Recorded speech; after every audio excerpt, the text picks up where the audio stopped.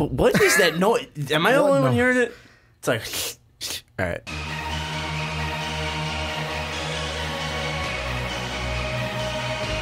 This podcast is brought to you by Most Valuable Podcasts, leading the league in podcasting entertainment. Welcome, ladies and gentlemen, boys and girls, children of all ages. This is a Fast Break Podcast. I swear I was hearing something. This is a Fast Break Podcast. I'm your host, Sean Anderson. Alongside me is Ricky Widmer. What's up, guys? And Dave Oster. Hey, everybody. They think I'm going crazy. I swear to God, I was Room's haunted. I was Just a little bit. I was hearing a scritching noise. Just wanted to make sure that everything was clear, so you guys could have a clear podcast. If you're listening on Blog Talk Radio, you can have a clear 60 minutes, however long we go on this podcast. If you're watching on YouTube, what's up? Today we're going to be talking about Gordon Hayward, obviously signing with the Boston Celtics, and what that means for them. We're going to be talking about the Sacramento Kings. They've added a lot of pieces. Can they be something in the Western Conference? That's weird saying. And then also we're going to be talking about the Summer League, talking a little bit about Jayson Tatum. So let's jump into Gordon Hayward first. Obviously similar lines there. Jayson Tatum, Boston, Gordon Hayward, Boston. I was going to say, if you're a Celtics fan, you're going to love this podcast. Or hate this podcast, depending on the opinion. I mean, Ricky's here, so you're probably going to hate a little bit of it. We don't know exactly the contract details, exactly what's happening, because Gordon Hayward still isn't official, right? Because the sign and trade out there? Yeah, they're rumoring to attempt to sign and trade so that way they can make contracts work correctly. Otherwise, they're going to have to dump some people off of the roster. Like Marcus Smart, Avery Bradley, Jay Crowder, names that have been thrown out there. Yep. And obviously they just released Kelly Olynyk. He just signed with Miami Heat. But Gordon Hayward does intend to sign with the Boston Celtics. We know that. Shouldn't fall through. Obviously, players might be leaving and going from Boston. But what does Gordon Hayward signing with the Boston Celtics do for this team? Does it make them a title contender? Does it make them at least an Eastern Conference title contender? What does this mean for the Boston Celtics? Do they improve? Does this make them a better team? Does this kind of hurt them in a weird way? If you see it, what are you looking at with this Gordon Hayward signing the Boston Celtics? Well, I mean, the thing that I looked at right away were just two things. First off, what was the biggest thing that we said Boston needed last year, especially in the playoffs? Rebounding. 5.4 rebounds per game. That's what Gordon Hayward's going to bring you. Now, when we're looking total points, 21.9 points per game. He's going to give you some wins just with that alone. But with the rebounding, where Gordon Hayward to me isn't a, man, he's going to go and get every boards type of a player, something that they needed last year. And then the second thing, everyone's saying, well, they now give him, he's the second star along with Isaiah Thomas. And my big thing is, even with last year, if Gordon Hayward was on that team, they still would have lost to the Cavaliers because Isaiah Thomas couldn't stay healthy. And to me, it all comes down to Gordon Hayward. He's going to have to cover up some of the deficiencies that we say about Isaiah Thomas, because Isaiah Thomas is good, but there are parts to his game. The one that I harp on is his defense. He can't play defense at all. Gordon Hayward's going to have to help take some of that pressure off of IT if the Celtics want to compete. I still got the Cavs going to the finals, though. And what are your thoughts? I think that it's actually, I just want to jump off of Ricky on this one. The fact that we're going to play him off of IT is actually a wonderful combination because you have IT running the point as an aggressive point guard. The pick and roll with Horford we saw last year was deadly. Horford's one of the best passing bigs in the league, and he had a phenomenal playoff series. Just his entire playoffs, I think he is one of the best performances. So I think that those three together are fantastic, assuming that I think Crowder's the odd man out at this moment from the talks for the sign trade, so I'm just going to disinclude him. Well, he's the one that's also been the most against Hayward coming on the Celtics. Yeah. So I think keeping Bradley and then adding Hayward, like, this team is really going to be fantastic offensively. Defensively, Hayward's a half notch down from where Crowder was when Crowder was on it. Obviously, he'll be able to he'll be able to try to help contain LeBron James. Crowder, we know, last year completely fell off in that series, and they had to bring Jaylen Brown in to help try to cover for that early on. Obviously didn't work out, but like where I see Hayward helping out is because he can run as a point forward off of IT. So you let IT come off ball, let him run around, create some havoc, coming off screens. No one's able to keep up with him. You have Horford setting back screens for him coming off those. Like, this is a team that is very deadly. The big problem, though, like you said, was the concern is rebounding. Getting rid of Crowder, bringing in Hayward, that's not going to help that problem. This is purely like, at this point, we're looking to outscore other teams, out-defend them, because our rebounding didn't get better. I know they brought over Zizic, and the expectations for him, I'm mild, but still, I don't expect that to be a game changer. Well, and I don't think you can really rely on a guy who's coming over in his first year in the NBA, just being drafted last year, to make a huge impact. I mean, obviously, you hoped him to make a huge impact, but you can't rely on him to be your leading rebounder. You can't rely on him to be a massive force down there. So let's look at least the starting lineup that we do see out here. We see Isaiah Thomas obviously leading the point. We see Avery Bradley starting at that 2. The 3 and the 4 and the 5 are really interesting because we know 2 of the players that are going to be there in Gordon Hayward and now Horford, but really we'd look at the rebounding and we don't really know where that's going to come from. Are you going to want to put a guy like Zizic into the starting lineup right away? What are you looking at for the starting lineup, and what do you think is going to happen? Because I think 1 and 2 are obviously locked down, and then where is Hayward going to play? Is Tatum going to get some minutes right away? Is Jaylen Brown, because of his defense and them trusting his defense last year, is he going to be able to slot in here? What are you looking for, at least in the starting lineup, for the Boston Celtics when they roll it out next season? I honestly don't expect either one of the younger players, God, I'm blanking on it, Jaylen Brown and JT, I think they're going to run split duty. I think you have a little more trust in Jaylen Brown, obviously. I like the way they made him earn his minutes last year. So I think that Brown, if anybody, will get the nod. But the problem is, you don't have a true 4. Horford can play the 4, and you can run Zizic at the 5, but that's even... Again, you said it. He's a little on the young end, but he does have a decent amount of experience from playing overseas.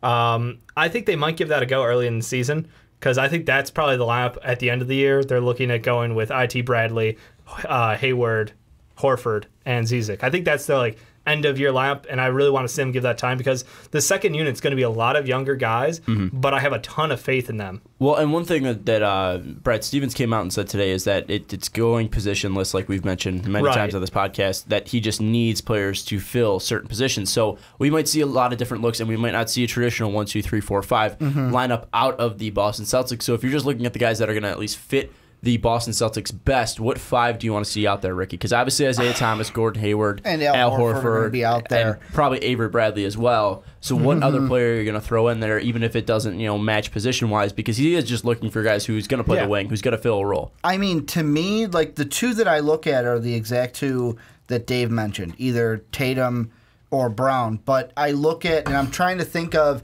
the teams that you are going to go up against in the end game. I'm not thinking about the regular season. I'm thinking playoffs.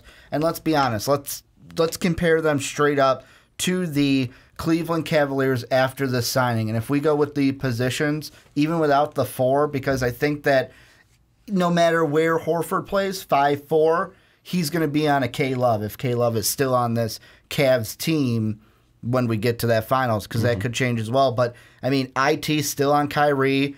Because of that defense, I would give the edge to Kyrie. Well, you probably put, at least defensively, you'd put Avery Bradley on Kyrie. Okay. But you're not going to put, you'll leave Isaiah Thomas to guard JR.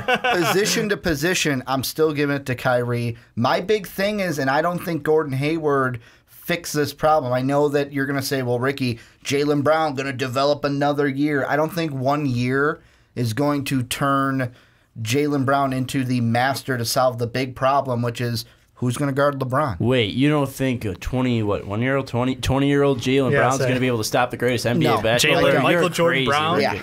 You're crazy. You're insane. Didn't know where Jimmy Butler. Obviously, they're not going to be able to stop LeBron James in a way, but you at least can look at maybe they can beat him somewhere else. Maybe LeBron will go off for 30, 10, or 10 or whatever. And that's LeBron the thing is when we watch the Warriors have success, you can't really stop LeBron from getting his. You can make it more difficult, but really shutting down the guys around him is how you beat this Cavs team. And I think that they have the tools to do that. The big thing, like you said, though, regular season doesn't matter. They can run with, Tatum and Brown out there in the same lineup, and they can just run really small and run Horford at the 5, even if they want to.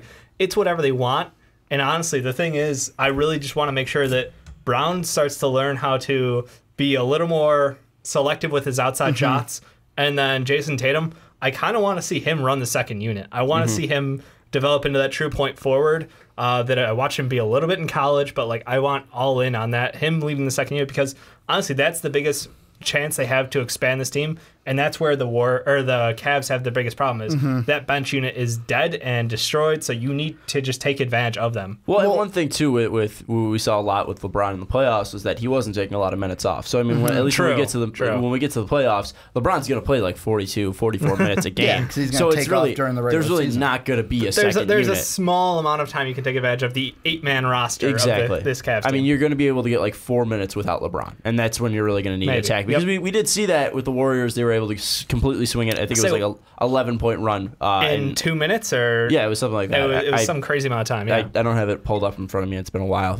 So many trades and signings have happened. I'm glad you mentioned the Warriors, though, because they were the team that I was kind of going to bring up next with the Celtics, is because, to me, this Gordon Hayward signing, I'm not looking at how it affects this next season. I'm looking more for a year from now, because the thing that everyone's talking about now, and I know that on the jump their eyes kind of got really big when you look at the Warriors and their luxury tax. Like, it is something insane where, like, next year they could be paying $90 million. Then it jumps up to like $120 million, then $180 million because of the guys they're going to have to re-sign. And the point that I loved is what Brian Windhorst said, and I think that it fits with the Celtics. When you're a team like the Warriors, paying that luxury tax, if you're able to do it, you're like, whatever, we're winning championships, I don't care. However, the thing that I think the Celtics might run into a problem with next year is we got three, to me, big free agents for this team. Avery Bradley, who's one of your starters, Isaiah Thomas, who is one of your stars on this team, and then Marcus Smart, who's a guy that restricted free agent. Well, in trade talks, it's like, no, we want to get rid of Crowder. We really want to keep Bradley and Smart. We don't want to get rid of Smart. However, that's because they have so many fucking wings. All three of those guys are going to want more money, and I think that a problem the Celtics might run into is Danny Ainge going to ownership saying, hey, we got to pay up for this, and we might have to go into the luxury tax. And will it be something where ownership says, wait, whoa. We're not even winning the East, and you want us to go into the luxury tax? Well, I don't know exactly what's going to happen there because, again, I don't even think they should re-sign Isaiah Thomas, and that that's all depending on whether he resigns. I am totally on that side of the table. Obviously some teams will be throwing money at Marcus Smart just to force their hand there. Kind of like an Otto Porter situation. Yeah, I mean, it's not like Marcus Smart's a bad player, but he is a role player right now. He's a good defender, and he's a regrettable chucker. He's gone off before. Yeah, like when he's hitting, he'll put up 36 in like Game 3 against the Cavs, but outside of that, he's going to be nothing special, at least offensively. I think Avery Bradley is the guy who's kind of the odd man out when it comes to the contract situation. You think they'd rather sign Isaiah Thomas? I think they do, because I think they're going to be forced to have Jalen can guard twos across the board, and that way you have more room for running 3 small forwards out there at the same time. But then you're signing, you already have, I'm pretty sure Horford signed a max, Hayward signed a max, and then you're pretty much going to have to, you're going to have to force, I mean, it's not like Isaiah Thomas isn't going to go for a max contract. Probably not. I mean, who knows this someone's year? Gonna give him a max. Someone's going to give him a max.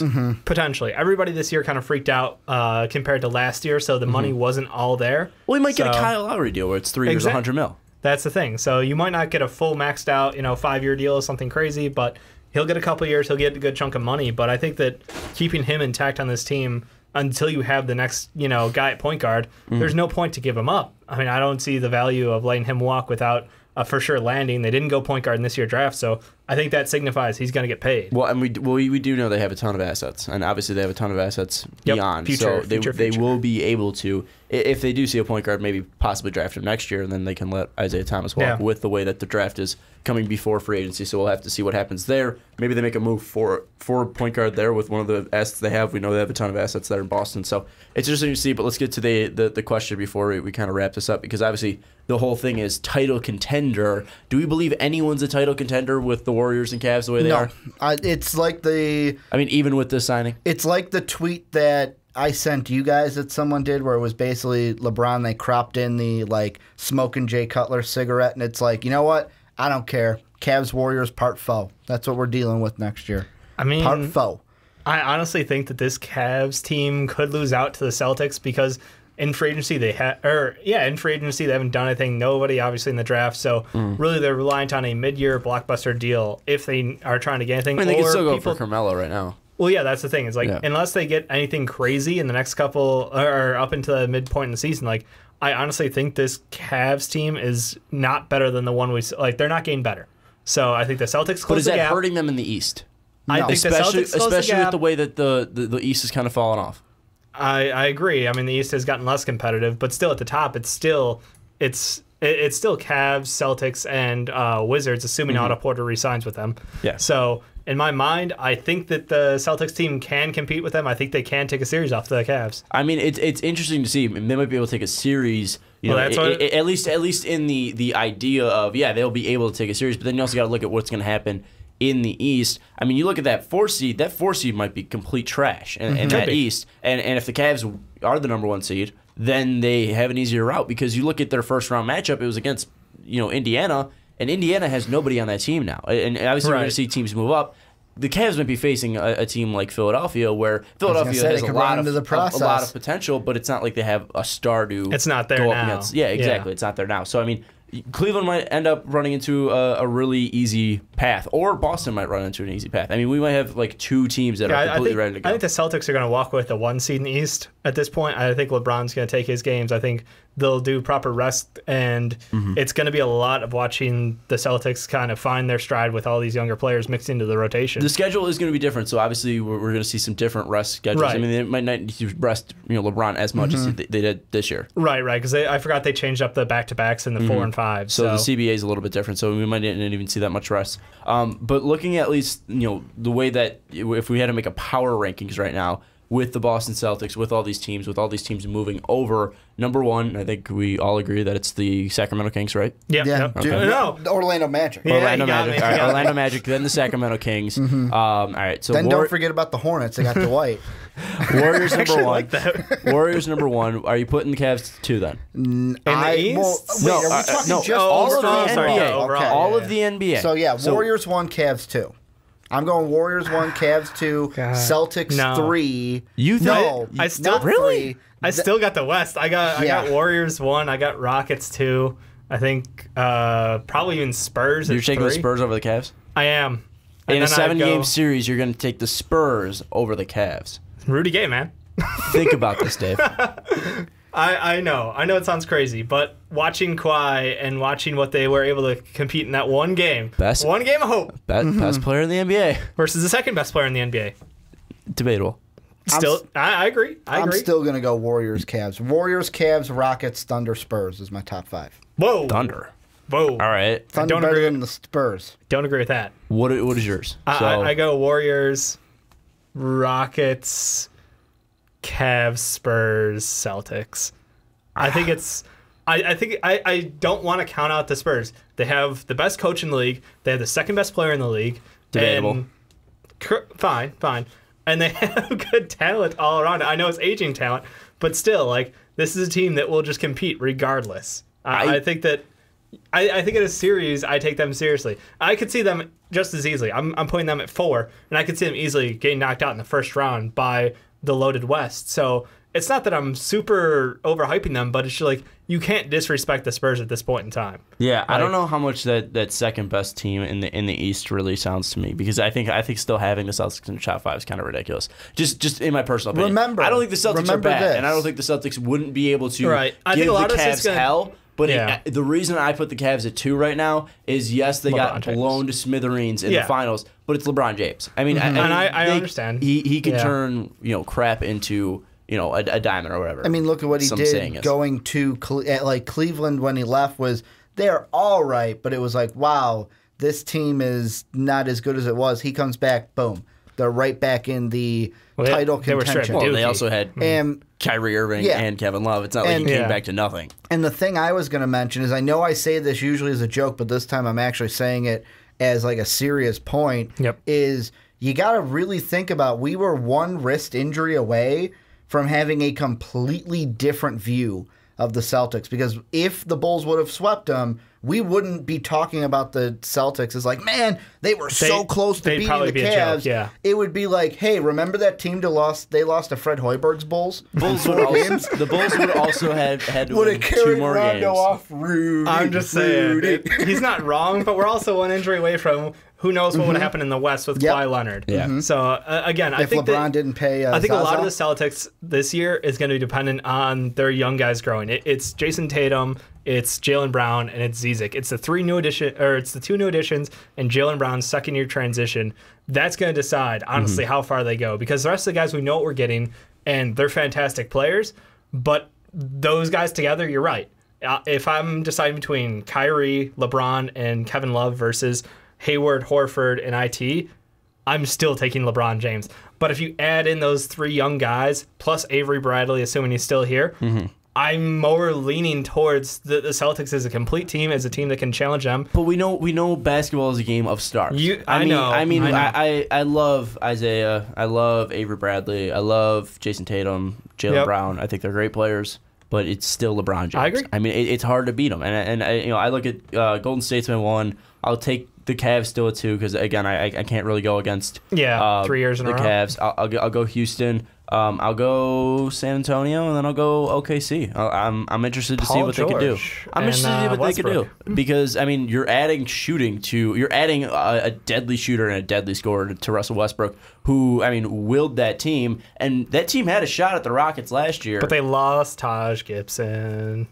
It's our boy. Come on. Okay, is Taj? I would rather have Paul George and Taj Gibson. No offense, well, Taj. Yeah, no shit. But they're different positions. Paul George is a small forward shooting guard. Taj is a pure power forward. Yeah, I know, but I'm just saying I'd rather have one than the other. Yeah. I don't care what position they play. I'd rather have Paul George. You don't than have Taj a backup Gibson. point guard still. Do you need one? It'd be nice. Russ is going to play 47 minutes a game. It doesn't matter. It'd be nice if they had any semblance of shooting outside of Paul George. I mean, Roberson was a bad shooter. He can't shoot a free throw. He Can he shoot a 3? Yes. He only shot like 12 threes. Yeah, he made him a He shot more than 12 threes. And then I was talking about in the last series. Oh, okay. Just in that last series. Like, yes, he shot pretty well, minus the free throw line. But when you get hacked out of a game, like, you provide no value. I don't care that you're one of the best defenders in the league. Doesn't matter if you can't stay on the court. It's just that easy. I agree it'll be interesting, but I can't see the Thunder in my top 5 right now. I don't know. You're saying those two guys overshadow the 3 on Boston? Yeah. I just don't agree. I mean, I would have to see it all play out. It's just base right now. Because I'm not saying bold prediction. I got the Wolves higher seeded than the Thunder. That's stupid. Bold prediction. That's why it's way too early. Do you want my bold prediction? Yeah. The Bucks will jump the Celtics. What? I think that if they stay healthy. I can't wait for the summer, the offseason discussion. If Jabari and Middleton were healthy all year. What about Parker? Parker's going to come back that's too. That's what I'm saying. Jabari. Oh, I'm He's sorry. Jabari Middleton. If Jabari and Middleton would have stayed healthy, maybe they're a top 4 team in the East. I don't know. It's just the thing about wild. Again, it's way too early to say any of this. Yeah. Anyways, I just pissed off Riley for sure. Anyways, let's move on now to the Sacramento Kings, one of our favorite teams. We've actually been talking about the Kings and not been bashing them, which has been weird. Like the past 4 Kings videos have been positive Kings videos. Hey man, they making moves. The Kings are like one of my favorite 2K teams. I'm already excited to play them in 2K18. We're talking about the Kings because they brought in Zach Randolph, they brought in Vince Carter, they brought in George Hill, they finally signed Bogdan Bogdanovic to a 3-year, 27. I don't give a shit. 3-year, $27 million contract. So they brought him over. So this team, obviously, with the additions that they made in the draft, Harry Giles, De'Aaron Fox, just to name a few. This team is really taking shape. Dave and I talked about it when you were in VidCon, Ricky, that we kind of think they have their core, and now they're just adding veterans onto this. And it's veterans that, Zach Randolph has worked with Coach Yeager before. George Hill, a guy that's been working with Pop before, has been in Utah, a very team-oriented kind of atmosphere there. You look at least Vince Carter, a guy that's been bounced around, but a guy that's been a star, a guy that knows how to handle the spotlight. So looking at all the pieces that they brought in, how good will this Kings team be in 2017? Because we already know that the West is loaded. So, obviously not maybe a playoff team, but how good will this team be? I mean, will this be a, weirdly enough, serviceable NBA team in Sacramento? I kind of wanted to say, like, when the Jimmy Butler trade went down, like, I remember looking at Brandon and going, yeah, you know what, when we get to our... Yeah, the Kings are going to make the playoffs. No. When we get to our predictions, I'm going to have the T-Wolves as the 8th seed. Watch this, Brandon. I'm kind of looking at that Kings roster going, If they can get something going, maybe the 8 seed. Maybe they're my Bulls this year. You never know. What world? Maybe they are my Bulls. Said the same thing when I said Bulls is the 8 seed. They made it. But the West is a lot tougher. All-stars at one point. I mean, there's a difference between... Hey, man, they got the Wooden Award winner, Buddy Hield. You're right. Look, I love this Kings team. I love the direction they're taking. I just don't think in the West you can put them in the playoffs yet. I want to watch them actually play because, look, you said early on, it was Vince Carter's signing was awesome for them. He's a player who has been around the league forever. He's got a fantastic pedigree. He's learned to evolve his game from just purely an athletic monster to actually developing a shot and then becoming a good mentor for younger players in the locker room. I like Zach Randolph being brought in. Good role model for a couple of the younger players. And then, honestly, like the biggest thing for me is bringing in George Hill. Yeah. Because you watched how much he grew last year. Like, I feel like Indiana was like, or I should say actually, because he started off in the Spurs. It was like Spurs to Indiana. Well, he was a part of the Kawhi deal that sent Kawhi to San Antonio. Like, I think he's kind of evolved his game over time, and I like the way he's doing it. But my big thing for them is like adding him in there takes a lot of pressure off of having De'Aaron Fox potentially start early on, which is wonderful for me. Well, so you like the addition of George Hill because then De'Aaron Fox won't start? Right. So you didn't want De'Aaron Fox starting? I like De'Aaron Fox. I'm just concerned about you can't run out a roster like of kids under the age of 24 like to start the year. I feel like that like why not? We watched the Suns do it at the end of last year, and it was fun, but they had zero chance to win every single game. But also, I mean, you look at that team, and yes, De'Aaron Fox is ridiculously young, but you look at really what they're adding on. I mean, yeah, Zach Randolph might start in that team, but he's not going to play. He's not going to be playing a majority of the minutes just because he is that old. I mean, he's getting older. I expect him to play about 20, probably 20 minutes. Game. Yeah, I mean, I don't think Zebo's going to be carrying that big of a load. No, but he's still going to be able to help this team. I think George Hill will probably start. I mean, I'm not going to be too excited because I did want to see De'Aaron Fox start with Buddy Hield. I thought it was going to be a fun matchup. We'll see him out there plenty. We will, and we will. I just think that they're not going to George Hill dictate the timeline for that. Here's the most important thing to me, and I know the whole, like, when I said Kings of the playoffs, I don't know what I'm going to say. Probably not, maybe so. But the thing with this team that I love the most is when I look at their contracts, after this season, except for two, Kosta Koufis and Garrett Temple, they control everything. They control who leaves and who stays because the majority of their team, Willie Cauley-Stein, Buddy Hield, Giannis, Papagiannis, Malachi, and Scale, all on club options. And the rest of them are locked away. I mean, the majority of these guys are on the rookie deal, which could be a problem for them long term. When they need to resign them. I'm saying right now, though, it's a good thing because they're in control of...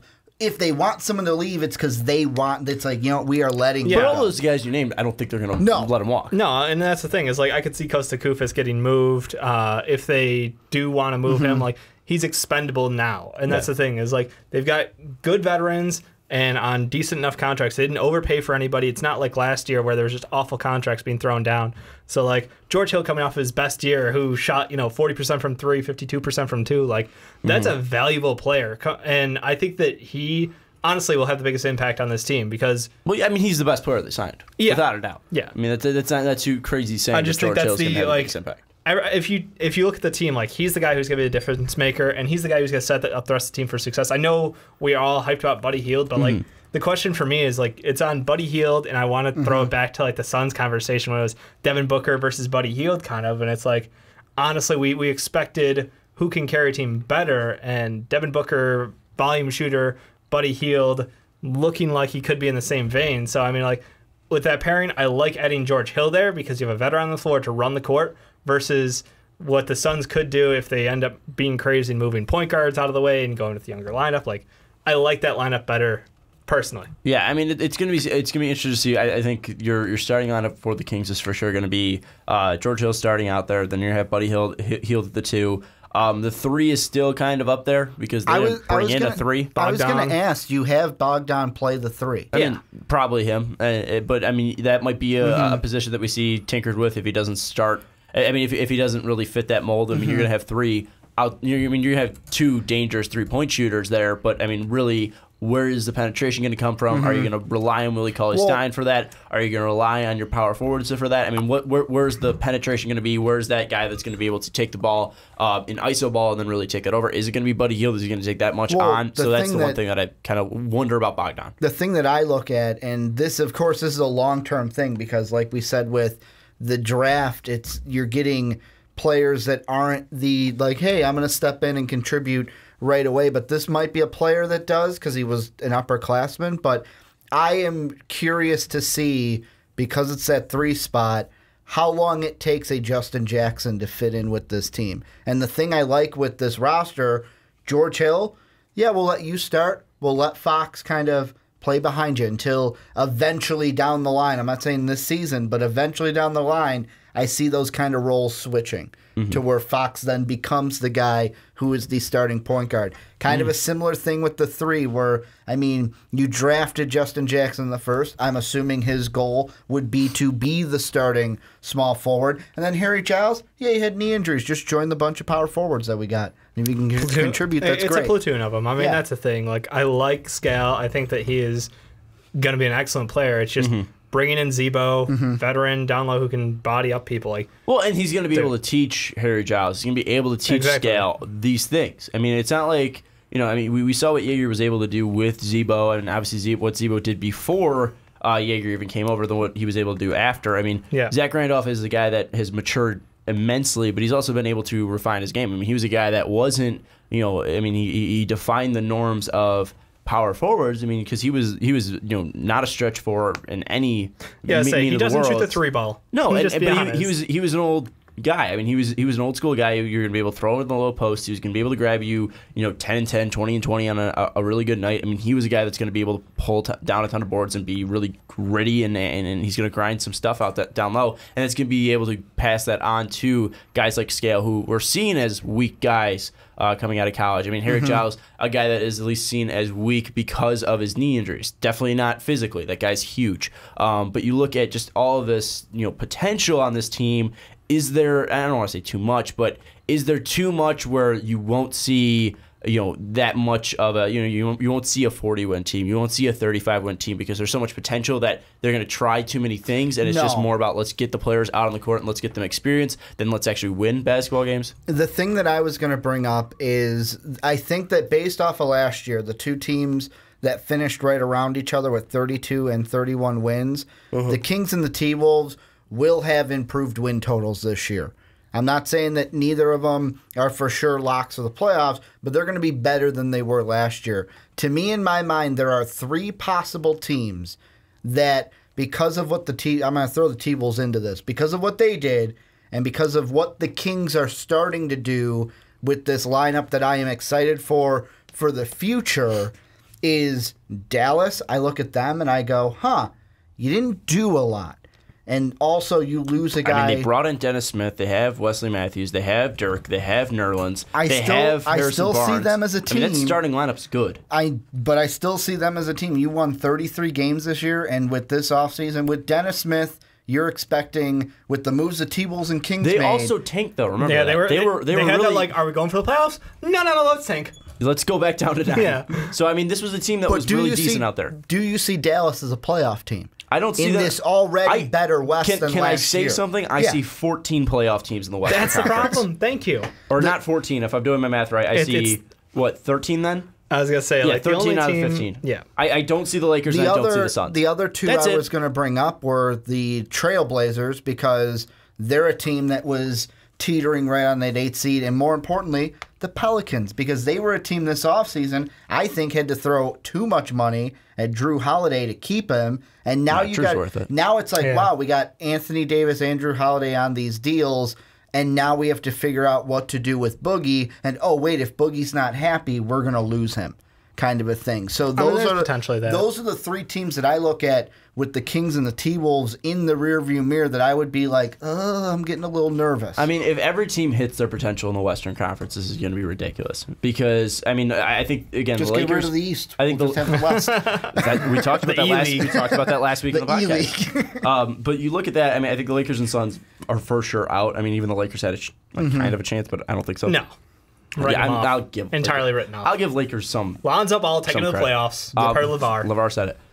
Minnesota obviously improved, adding Jimmy Butler and Taj Gibson. Sacramento, like we talked about, and Jeff Teague. You look at Sacramento, obviously they've improved as we were talking about right now. Second best offseason. Dallas has obviously improved, adding Dennis Smith. I mean, I still think that starting five that we talked about is great, and you see Rick Carlisle constantly bringing guys that fit this team and fitting. I say between Dorian and Yogi still on the team, like you've got a bunch of younger guys who he can really mold. And there's a lot of players that he can just find that a lot of diamonds that are off, like we talked about. The Pelicans, if they hit their potential, having these two Twin Towers, the best backcourt in the NBA, best front court in the NBA, with Davis and Boogie playing off each other, that could be one of the dangerous teams. Another fantastic backcourt right now is Denver Nuggets, Paul Millsap, and Nikola Jokic out there. That's dirty right there. Portland, obviously the three of Yusuf Nurkic, CJ, Dame and CJ. Memphis hasn't gotten any worse. I mean, really, you look at Mike Conley. The rest of the playoff Parsons teams never plays a game. I mean, the only one that's like the Clippers and Jazz, but the Jazz and Clippers, I mean, yes, they lost. They're still going to be playoff teams in my mind. The Clippers lost PG-13, but then you also see them bringing over JJ Redick. PG-3. Sean, the no sleep is killing you. CP3. They know what I mean. CP3. But still, you bring in Milos, you bring in Danilo Gallinari. Jazz obviously losing Hayward, but they're still possibly bringing over Jay Crowder. And Ricky Rubio. Yep. So, I mean, there's a lot of things where there's a ton of playoff teams, or a ton of possible playoff teams here. I think the Kings are going to be improved for sure, but I don't know if it's going to show. It's going to be fun basketball to watch. I don't know if it's going to show in the record, is what I'm saying. That I agree with you. I think that they're going to be a better team for sure, but I don't think it's going to be like, this team's a 35-win team, this team's a 40 I don't team. expect them to jump magically, but again, we're watching them go really young and be really smart with contracts, so I'm excited to watch them for the next couple of years and see how this all plans out because, again, we talked about between Buddy Hield, Scal, Willie Cauley-Stein, and then this year's draft class with Fox, Jackson, and Mason. And Harry Giles, the guy who, if his knees work, is a legitimate power forward in the NBA. The guy looks scary. I mean, he's scary athletic when healthy. I mean, he was the number one prospect out of high school. I mean, there's so much potential on this team. Again, I just don't know how much they will go for it just because there is so much potential. Let's just get these guys playing instead of winning. You think they're about the same spot? Another 30 wins? I think they're around 30, 35. I think they're going to stay in that area. I don't think they're going to be a bad team, though. I still think they're going to improve. They're not the punching bag of the West? No, I think a lot of their games is going to be close. I don't know exactly what their split was or point differential was, but I think it's definitely going to be, if it was over 10, I think it's going to be under 10 now. I think it might be around 11 or something like that. I think it's definitely going to be closer. I think they're going to be playing closer games. They were minus 3.9 in the opponent's points per game, 2 points per game. Never mind. All right. Well, I think it's going to be closer games that the Kings are going to be playing. I think you're going to be able to see closer games, hard-fought games here. I mean, I think that we can see the Kings be a really good team here in the NBA. So I don't think it's something that's going to be playoff team worthy, but I still think you could see a lot of contributors and there's a direction. And I'll give Vlade Divac credit. We shit all over on that Boogie Cousins trade. And then the Giannis pick. The Papi Giannis pick. Not Giannis Antetokounmpo. Yeah, obviously. I mean, I'll give Vlade credit. I mean, he's built a pretty good team here, and there's a lot of potential for this to go to. Again, I don't think they're going to be a playoff team. I don't think you kind of said they were. Maybe. We'll see. I mean, again, there's too many teams. 13 playoff teams in the Western Conference. I guess you have to wait and find out. But the one thing I will say... They have to wait until what, September? Yeah, they got to wait a long time. A while. One thing I will say, and this is a throw out to the Kings fans, if you don't like what the Kings are doing, you don't like NBA basketball right there. Boom. What does that even mean? I don't even know. Their announcer says that. If you don't like that, you don't like NBA basketball. There you go. Take your word. Guys. There you go. Anyways, do you like NBA basketball? Do you like what the Kings are doing?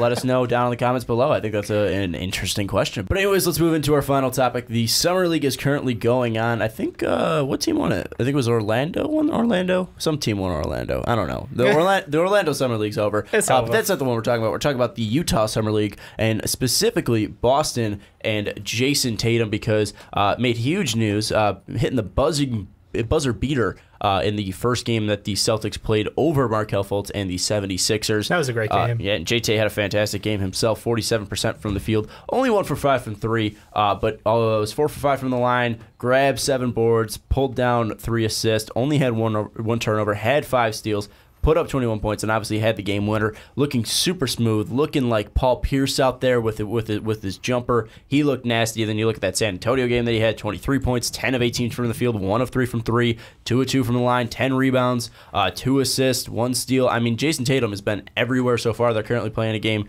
in Utah right now, so we really don't have those stats going on. So at least disregard the Utah game for right now. But looking at what you've seen so far out of Jayson Tatum, he's looked ridiculous, to put it clearly. But we've seen this last year. Well, and I mean, with the Utah game, I have him pulled up. 5 points are 6 points right now, and 40%. Well, I just don't want to say, because we're not watching it right now. I don't want to say what's his performance been like, because we're just looking at stats. I mean, obviously we've seen the San Antonio game, we saw the Philadelphia game.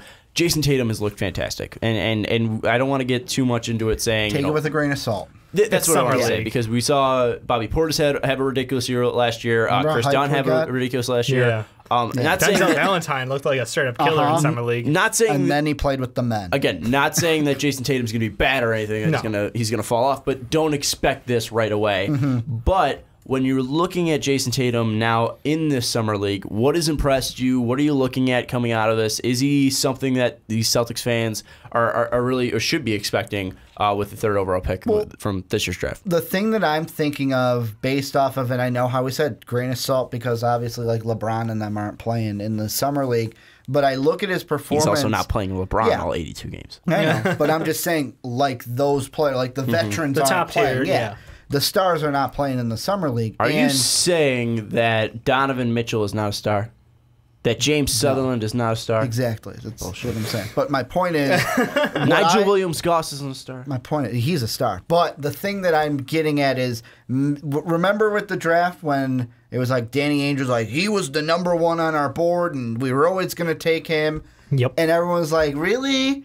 He was the number 1 on your board? Like, you had Markelle, we had Josh Jackson.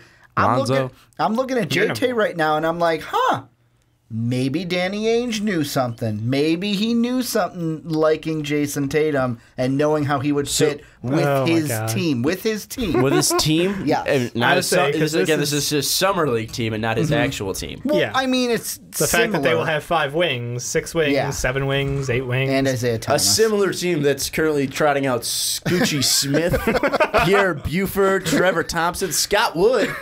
Everyone remembers Scott Wood. Demetrius Jackson didn't even play. D-Jax looked awful. I mean, he didn't even play in the San Antonio game. My point is maybe Danny Ainge knew. Maybe Danny Ainge's hunch wasn't all that. I mean, crazy. It's not like Jayson Tatum. We said Jayson Tatum was going to be a bum. Yeah, but it's not like it was out of nowhere. It's not like we were trashing him like Jaylen Brown last year. But when someone says number 1 on the board, when Markelle and Josh Jackson were there. Okay, did Indiana also turn down 3 future first-round picks? No, they fucking didn't. Thank you. No. Danny Ainge is going to put the positive spin on everything. Markelle Fultz is probably his number 1 on the board, but it's also like, well, Jayson Tatum was really good. So let's say he was number 1 on the board because, then we'll look smart if something happens. That's what we picked. And also it just looks positive because then you're not going to... We're saying we believed in this guy the whole time. This was the master plan. We knew what we were doing. Exactly. You're not going to go out and be like, yeah, we settled for Jayson Tatum. Exactly. It's like you don't do that to your top pick in the draft. Let's trash him. I think the scouting report was spot on him. Phil Jackson.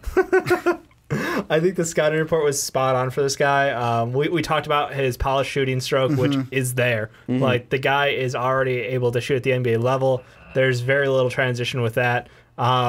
His passes, I think, are a little lazy right now, but this is me critiquing at this point. Like, he's already really, really at the top end of summer league performances, just from the couple of games he's played, the 3 by the end of this. Yeah. But, like, what I see out of him is exactly what we talked about in the scouting reports, and it's exactly what you want to see as a Boston Celtics fan, because you're seeing, first off, I know we're not talking about him, but Jaylen Brown went out and was a man amongst boys in that first game and just dominated them with his physicality. I hope he is, because it's his second year in the league. And that's fair.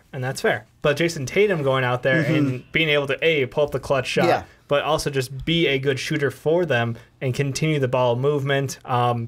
Again, I love this, and I think it's fantastic. It's just the question of, all right, So how much playing time? Like, we're seeing this out of him now, and that's on solid minutes. Now, when we get to the regular season and you're only going to be coming in for 15 minutes, 20 minutes, you're going to work your way up there. Like, are we going to be able to see like him be like a microwave off that bench and be able to start the offense again? Well, that's what I want to get to, is what to expect from Jayson Tatum, because we should expect a sweet stroke. You should expect a score from this kid, but should we be expecting more? And what really should we be expecting from that sweet strokes, from that score? Should we be expecting like 10 off the bench, or 8 off the bench, depending on how many minutes does he play? I mean, what are we expecting a leader of the second unit offensively, or is that going to fall to Marcus Smart just because he's been there longer? What are you looking at with Jayson Tatum to take from the summer league into next year to help the Boston Celtics move closer to the Cavaliers, possibly jumping the Cavaliers, because they're going to need everyone to help do that, Jayson Tatum included? Well, the thing that I look at is if you're expecting him to come off, and I know we talk about the smooth stroke that he has, but don't expect him to come in and be like, man, he's going to be shooting it from the outside. He's a guy that he's going to shoot it from mid-range, or he's going to drive in offensively. And the thing that I think he works perfectly with Boston, I can't wait for when he does come off the bench in this, is we talk about, how well did Isaiah and Al Horford work in the pick and roll? I think he can just be added into that, working him off the pick and roll to get him wide open mid-range shots. And if he's silky smooth off the bench, those can just go in. Much like what you said, you compare him to Paul Pierce. This is a Boston fan base that is used to seeing that elbow extended being owned by their small forward in the truth. And looking at all of this, Dave, I mean, looking at Jayson Tatum, I mean, you talked a little bit about him being a point forward. Have you seen any flashes of that? I mean, you talked about, not his passes not being super crisp. They're a little lazy, and to be honest, he averaged only 2 assists in college, so I'm not like looking for, man, Jayson Tatum's going to be the best passer. I know he's not a pure point forward in our regards. I'm not calling Ben Simmons or something like that line. It's just the fact that, like, when you throw the ball across court and without any velocity, it's kind of lazy on your part. And you're right, it was only a couple times. And the other thing I want to say is, like, he's not your pure point forward, but I still think he is that number one scoring option off the bench, assuming that we do go with the lineup that we talked about earlier in this podcast, with him being obviously the rookie, but at the same time, if Marcus Smart is your point guard, you want to move the ball through someone who has actually got a comfortable stroke from the outside, and that's Jayson Tatum. Well, and looking at what you've seen and just what you know from his scouting report, do you want him bringing the ball up, or do you want him, taking it on the wing and then being an ISO, or do you want him coming off screens? I mean, he's versatile. I mean, obviously we talk about that stroke, we talk about his shooting.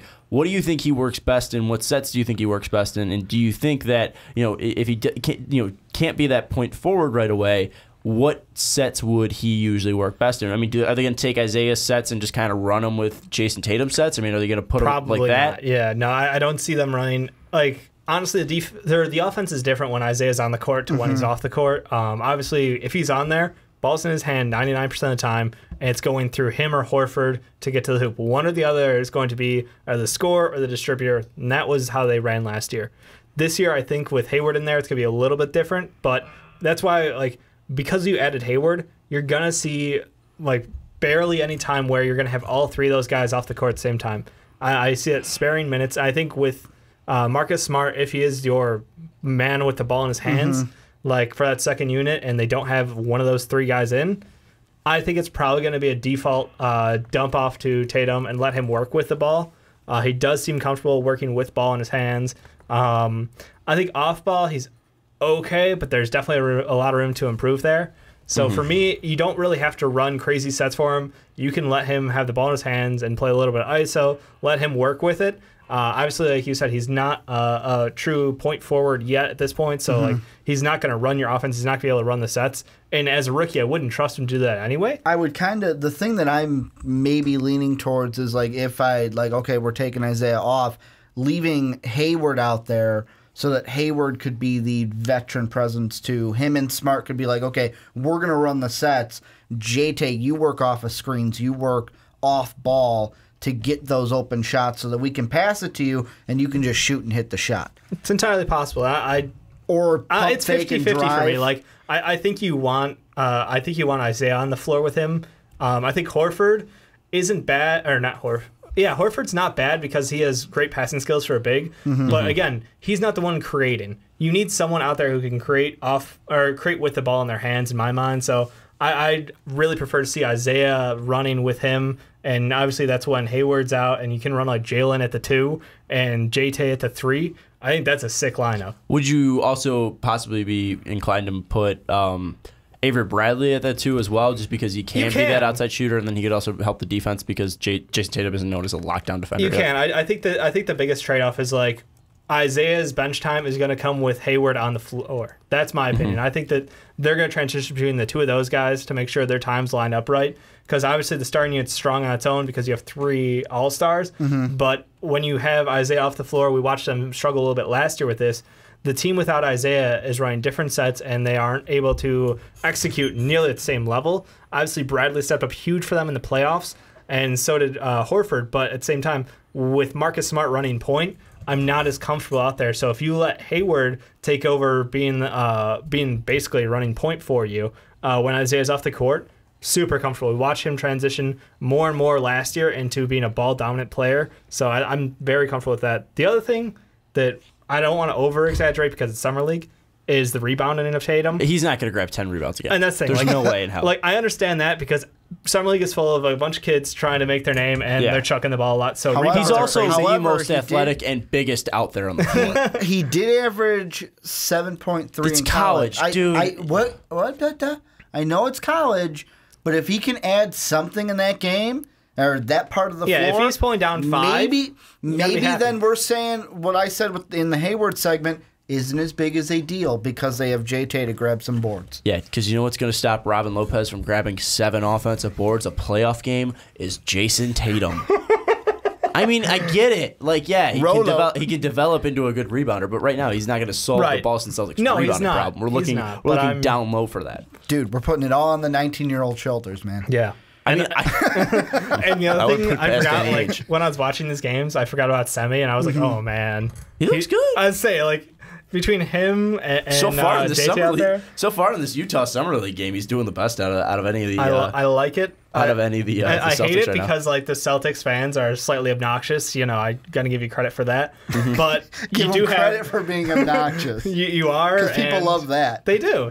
Look, they have a reason to be happy. They have a GM in Danny Ainge who has landed Hayward for them. Obviously, they didn't get Paul George or Jimmy Butler, but at the same time, they've got a ton of young assets and guys around them to continue draft picks in the future. So it's like JT, obviously, Summer League, I don't want to overhype his performance, but he looks sharp out there. And we've seen guys who failed in Summer League and come out great, so I hope this isn't the opposite case. I'll give you some credit right now. Jayson Tatum, 15 minutes. He's got 6 boards.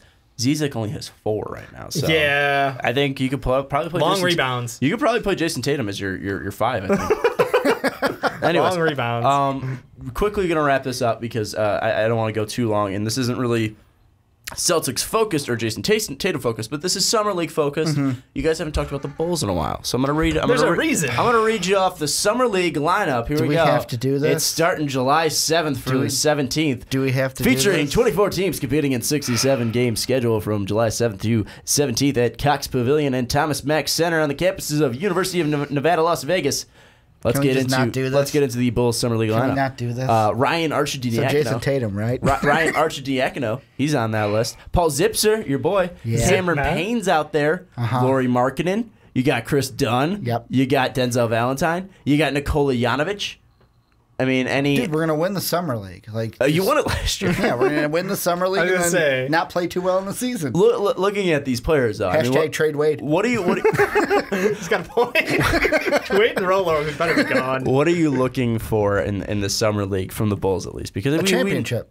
Okay, quit being a jackass. Because that's all I'm looking for with the any Bulls. sign of progression out of Chris Dunn. You see these 6 rings? I mean, I mean, wouldn't you want him to struggle in the Summer League? No. Just because he did so well last year, so maybe he needs to suck in the Summer League? No, because if you can't look good as a second-year player, you don't deserve to be in the league. So what are you? I'm sorry. What are you expecting? Like, what player do you think is going to impress you the most out of all these players? I want to see the most progression out of. To me, the one is I want to see Denzel.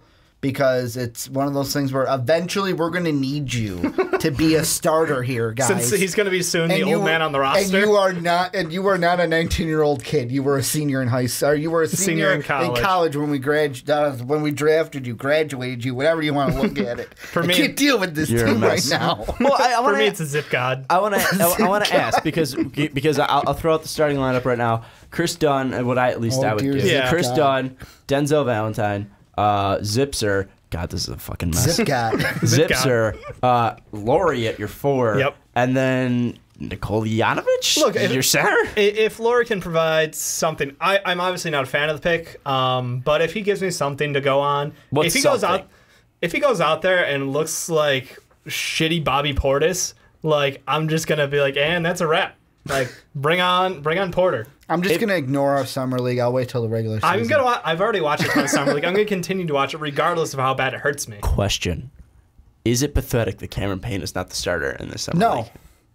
He's your point guard of the future. He's your point guard of the future. That's Campaign straight trash. That was before we got Chris Dunn. That was before you saw him play, because Campaign fucking sucks. Chris Dunn. Anyways, tell us point what you guard think of your summer league team, your team, how the summer league team is looking. How the Warriors doing? That's the one I really want to focus on. Also, Pacers. I think won Orlando. They beat today. They beat Orlando 89-80. So I think the Pacers actually won the summer league out there. Again, tell us what you think of your summer league team out here. Kennard impressing. Any players that are impressing? Is it Luke Kennard? Is it Jayson Tatum? Tell us your thoughts in the comments down below. Tell us any of your thoughts about Gordon Hayward or the Kings as well. If you're listening on Blog Talk Radio, thank you so much for watching on YouTube. Don't forget that like button. Don't forget that subscribe button. You're helping us out. Mark's getting married. Want to throw a shout out to him. Mm-hmm. Happy marriage, buddy. We'll be there on Saturday. It should be a fun time. But for Dave Oster, Ricky Widmer, I'm Sean Anderson. We'll see you next time.